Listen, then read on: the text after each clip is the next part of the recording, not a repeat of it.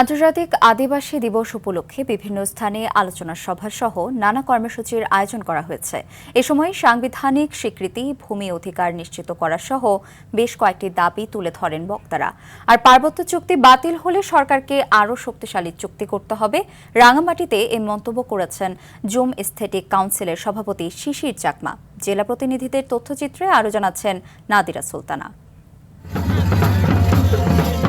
আন্তর্জাতিক আদিবাসী দিবস উপলক্ষে রাঙামাটিতে র্যালি ও আলোচনা সভার আয়োজন করা হয়েছে। এতে অংশ নিয়ে জুম এস্থেটিক কাউন্সিলের সভাপতি শিশির চাকমা বলেন, পার্বত্য চুক্তি বাতিল হলে সরকারকে নাকে খত দিয়ে আরও শক্তিশালী চুক্তি করতে হবে। পার্বত্য চুক্তি অনেকে বলে পার্বত্য চুক্তি হয়তো একসময় প্রশ্ন উঠবে, কারণ এখনো প্রশ্নবিদ্ধ করা হচ্ছে যে এটা বাতিল করা হতে পারে। পার্বত্য জেলা বান্দরবানে র্যালি আলোচনা সভা অনুষ্ঠিত হয়েছে। জেলায় বসবাসরত চাকমা, মারমা, ত্রিপুরা সহ ১১টি জনগোষ্ঠীর নারী পুরুষ বর্ণিল সাজে অনুষ্ঠানে অংশ নেন।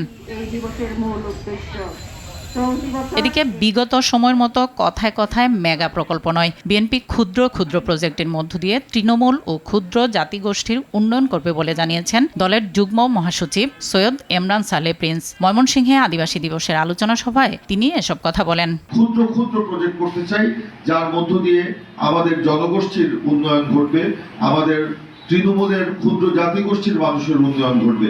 সাংবিধানিক স্বীকৃতি, অধিকার নিশ্চিত সহ ৭ দফা দাবিতে চাঁপাইনবাবগঞ্জে আন্তর্জাতিক আদিবাসী দিবস পালিত হয়েছে। স্থানীয় সরকার ও রাষ্ট্রের বিভিন্ন নীতি নির্ধারণী প্রতিষ্ঠানে আদিবাসীদের কার্যকর প্রতিনিধিত্ব নিশ্চিত করতে হবে। ঠাকুরগাঁয়ে আয়োজিত মানববন্ধন ও সমাবেশে আলাদা কমিশন গঠন সহ বেশ কয়েকটি দাবি তুলে ধরেন বক্তারা।